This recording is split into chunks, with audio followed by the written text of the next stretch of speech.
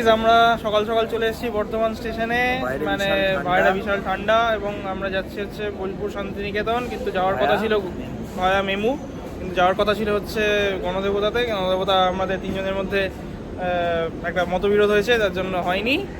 যাচ্ছি আমরা ওই জন্য, অনেক বাজেট ট্রাভেলিং করছি। 30 টাকায় যাচ্ছি বৈদ্যবাটি থেকে বোলপুর শান্তিনিকেতন ভায়া বর্ধমান, এবং বর্ধমান অবধি আমরা লোকাল ট্রেনে এসে আমরা এখানে মেমুতে চাপবো। আমার লাইফে প্রথম মেমুতে চাপছি, জানি না কীরকম এক্সপিরিয়েন্স হবে। হ্যাঁ, তো এটা স্পিড বেশি, তো দেখা যাক কীরকম হয়। এখান থেকে 1 ঘন্টা টাইম লাগবে বোলপুর শান্তিনিকেতন। আর সমিত ভেতরে ব্যাগ দেখছে, কোথায় আছে জানি না। কোথায় সমিত, কোথায়? সকাল 9:10 বর্ধমান রামপুরহাট মেমু স্পেশাল ওরফে বামদেব স্পেশাল বর্ধমান স্টেশন থেকে ছেড়ে আমাদের বোলপুর স্টেশনে পৌঁছে দিল 10টার মধ্যে। এখন বাজে সকাল 10:24। আমরা চলে এসেছি বোলপুর স্টেশনে। 1 ঘন্টা কতক্ষণ লেগেছে আমাদের এই মেমুতে আসতে সমিত? এখান থেকে 1 ঘন্টায় লেগেছে। 1 ঘন্টা লেগেছে বর্ধমান স্টেশন থেকে 1 ঘন্টা লেগেছে। কিন্তু আমরা খুবই কম বাজেটে এসেছি, 30 টাকায় আমরা বৈদ্যবাটি থেকে বোলপুর চলে এসেছি। এবং একটু বেশি টাইম লেগেছে, কোনো প্রবলেম নেই। আমরা এখন সোজা হোটেলে চেক ইন করবো, তারপর আমরা বেরোবো। Let's go along with this journey. এখানে আমরা স্টেশন থেকে বেরিয়ে দেখলাম একটা রেল মিউজিয়াম করেছে, গীতাঞ্জলি রেল মিউজিয়াম বলে। আমরা এখন যাব এই মিউজিয়ামে ঢুকে তারপর চেক ইন করবো। কুইক প্ল্যান এটা, দেখা যাক কিরকম মিউজিয়ামটা করে। এই মিউজিয়ামে ঠাকুরের শরীর খারাপ থাকাকালীন কিভাবে বোলপুর থেকে কলকাতা নিয়ে আসা হয়েছিল তার পুরো বৃত্তান্ত রয়েছে। এরপর আমরা চলে গেলাম হোটেলে। হ্যালো গাইজ, আমরা হোটেলের সামনে চলে এসেছি টোটো থেকে নেমে। টোটোর দাদা খুব পছন্দ হয়েছে আমাদের। টোটোর দাদা আমাদের খুবই কোঅপারেটিভ, পুরো ঘুরিয়ে দেখাবে আমাদের 2 দিন ধরে শান্তিনিকেতন। কিন্তু আমরা এখন হোটেলে এসেছি, হোটেলের চেক ইন টাইম হচ্ছে 12টা। আমরা এখন লাগেজ রেখে ওয়েট করছি বা একটু চারপাশে ঘুরবো। এখন বাজে প্রায় 11:30। একটু ঘুরে ঘাড়ে চেক ইন করে ফ্রেশ হয়ে সঞ্জয় দার সাথে বেরোবো। সঞ্জয় দা হচ্ছে আমাদের নতুন আমাদের টোটোর ড্রাইভার এবং খুব ভালো ঘোরাবে বলেছে। দেখা যাক কতটা কী হয়। আমাদের গাইড কী করছে দেখি। কি করছিস ভাই, কি করছিস? আমাদের ট্যুরটা শুরু হলো বিশ্বভারতী ক্যাম্পাস পরিদর্শন দিয়ে। প্রথমেই আমরা চলে এলাম 3 পাহাড়ের সেই বিখ্যাত 150 বছরের পুরনো বট গাছটা দেখতে।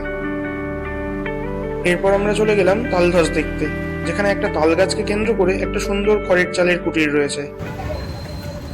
আমরা এখন বিশ্বভারতী ক্যাম্পাসে ঘুরছি। বটগাছটা দেখে নিয়ে আমরা এখন এসেছি তালধ্বজ বাড়িটার সামনে, যেখানে একটা তাল গাছকে কেন্দ্র করে খড়ের চালের বাড়িটা তৈরি হয়েছে। এবং সেখানে সহজ বনবাণী কাব্যের কুটিরবাসী কবিতাটা এটা করছে রবীন্দ্রনাথ, তেজেশচন্দ্র সেনের স্মৃতি বহন করছে।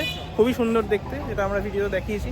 তালধ্বজ দেখার পর আমরা একে একে দেখে নিলাম সেন্ট্রাল লাইব্রেরি, সেন্ট্রাল অফিস, উপাসনা মন্দির, সঙ্গীত ভবন, নন্দলাল বসুর বাড়ি। এরপর আমরা দেখতে গেলাম ছাতিমতলা। এই সেই ছাতিমতলা যেখানে মহর্ষি দেবেন্দ্রনাথ ঠাকুর প্রথম এসে 2টো ছাতিম গাছের নিচে ধ্যান করেছিলেন। পরবর্তীকালে এই বেদি নির্মিত হয়। আমরা ছাতিমতলা দেখে এখন যাচ্ছি হচ্ছে কোথায়, বিশ্বভারতী মিউজিয়াম দেখতে। এখানে অনেক কিছু আর্টিফ্যাক্টস রয়েছে। 70 টাকা টিকিট কেটে আমরা 3 জন ঢুকছি। কিন্তু আমি এখনও স্টুডেন্ট, তো স্টুডেন্টদের জন্য 10 টাকা নিয়ে, কিন্তু আমি তো আইডি কার্ড আর নিই, তো 70 টাকা দিতেই হলো। আর বাই দ্য ওয়ে এখানে সার্ক কান্ট্রিজ মেম্বারসদের জন্য 300 টাকা টিকিট, আর বাইরের আরও ফরেন ন্যাশনালসের জন্য টিকিট দাম মূল্য হচ্ছে 500 টাকা। এটা জানিয়ে রাখলাম। তো আমরা ঢুকছি এখন মিউজিয়ামে, দেখা যাক কতটা কী জিনিস আছে দেখবো। এই মিউজিয়ামে ঠাকুর পরিবারের বংশের ইতিহাস, ঠাকুর পরিবারের বিভিন্ন ব্যক্তিত্বদের ব্যবহার্য জিনিসপত্র থেকে শুরু করে তাদের পাওয়া নানা দেশ থেকে বিভিন্ন উপহার এবং রবীন্দ্রনাথ ঠাকুরের নোবেল প্রাইজের রেপ্লিকাটুকু সমেত আরও অনেক কিছু জিনিস এই মিউজিয়ামে দেখতে পাবেন। রবীন্দ্রনাথ যখনই শান্তিনিকেতন আসতেন তখন এই বাড়িটাই ছিল তাঁর থাকার প্রধান ঠিকানা। এই ভবনটি হলো রবীন্দ্র ভবন, এবং তার মৃত্যুর পর এই ভবনটিও এখন মিউজিয়ামে পরিণত হয়েছে। কি ফুল, পলাশ? তাহলে কি উদয়ন দেখার পর আমরা চলে গেলাম দ্য ওয়েস্টার রেস্টুরেন্টে লাঞ্চ করতে। আমরা এখন দ্য ওয়েস্টার রেস্টুরেন্টে খেতে এসেছি, ভেজ থালি নিয়েছি। রিভিউ দেবো খাবার কিরকম হয়। তো দামটা ওভার প্রাইসড মনে করছে, কিন্তু আমার সেটা মনে হচ্ছে না, মানে পরিষ্কার পরিচ্ছন্ন যতটা। এরপর আমরা কঙ্কালীতলা যাবো। তো আমরা এখন 3 জনই ভেজ থালি নিয়েছি, ভেজ খাবো সবাই। তারপর কঙ্কালীতলা যাবো, ওটা দূর বলে, বাকিটা কালকে দেখা যাবে বাকিগুলো। এখন আমরা কঙ্কালীতলা যাবো, আমরা এখানে রেস্টুরেন্টে খাওয়া দাওয়া করে। তো খাবারের পরেই আসছে, কেমন হবে জানাবো।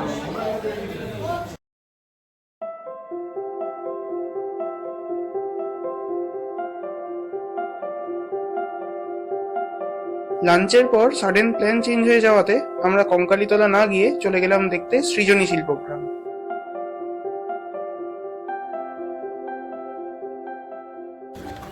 তো আমরা এখন চলে এসেছি সৃজনী শিল্পগ্রাম দেখতে, খেয়ে দিয়ে তিনজনেই আছি, একদম পারফেক্ট টাইমে এসেছি, কারণ বলছে 4:30 বন্ধ হয়ে যাবে। এখন তাড়াতাড়ি প্রযুক্তকে গিলিয়েছি, তারপর চলে এসেছি।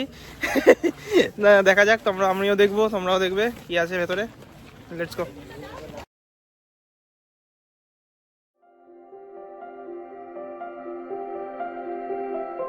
শিল্পগ্রামের বিভিন্ন দিক দেখতে দেখতে আমরা হঠাৎই দেখতে পেলাম এক বাউল শিল্পীকে গাছতলায় বসে একতারা বাজিয়ে গান করতে।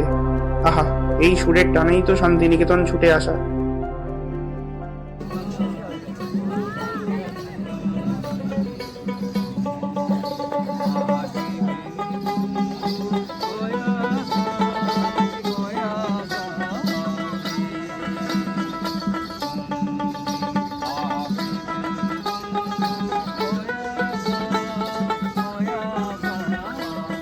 তারপর দেখতে পেলাম সাঁওতাল বিদ্রোহের সিধু কানহু বিরসা মুন্ডাদের মূর্তি।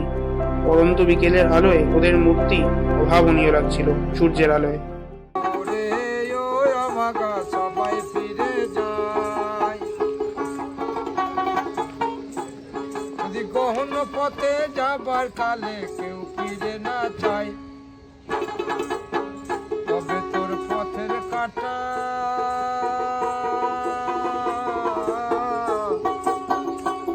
তোর রক্ত মাখা চরণ তলে একলা দলরে যদি তোর ডাক শুনে।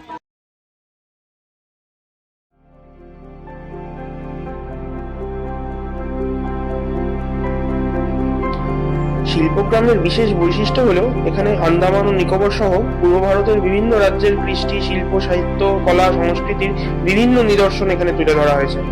এগুলো কিন্তু এই শিল্পগ্রামের বিশেষ আকর্ষণ।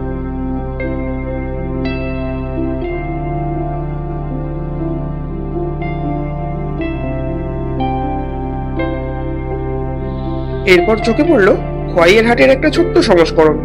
চাইলে কিন্তু তোমরা এখান থেকেও শপিং করতে পারো।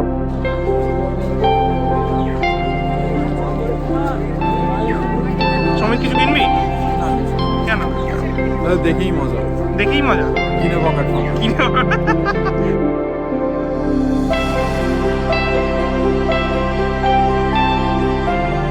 মার্কেট ঘোরার পর আমরা চলে গেলাম রাজবাড়ি দেখতে।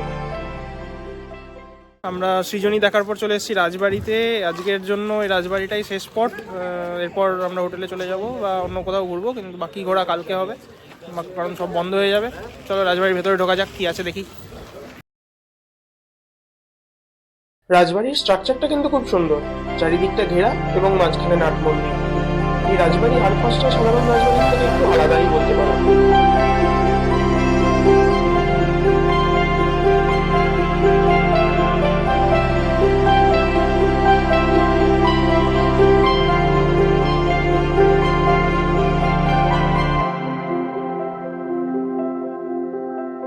এখানে আমরা আধ ঘন্টা মতো আড্ডা মারলাম, ফটোশুট করলাম। এইসব করতে করতে বিকেল হয়ে গেল। তো ঠিক হলো পরের দিন সকাল সকাল আমরা কঙ্কালীতলা বেরিয়ে যাব, এবং আজকের মতো এটাই আমাদের শেষ ডেস্টিনেশন। এরপর আমরা রাজবাড়ি থেকে বেরিয়ে সোজা চলে গেলাম হোটেলে। সন্ধ্যেবেলাটুকু আর আমরা বেরোইনি, একেবারে রাত্রে খেতে বেরিয়েছিলাম। আজকের মতো এটাই শেষ।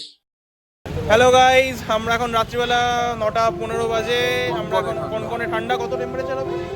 10-12 হবে, 10-11 হবে। 10-11 হবে, তারও কমও হতে পারে, জানি না, কিন্তু প্রচণ্ড ঠান্ডা। তার মধ্যে খেতে বেরিয়েছি, দেখা যাক কি খাওয়া যায়। এরা দুজনেই পেট ভর্তি আছে, 4টের সময় লাঞ্চ করেছে বলে একটু বেশি পরিমাণে ভাত খাওয়া হয়ে গেছে। প্রদীপ, তুই কি খাবি? কি পাওয়া যায়? আচ্ছা চলো দেখা যাক। তারপর আমাদের আজকের ব্লগ শেষ হচ্ছে, আবার কাল সকালে দেখা যাবে। Tata, good night.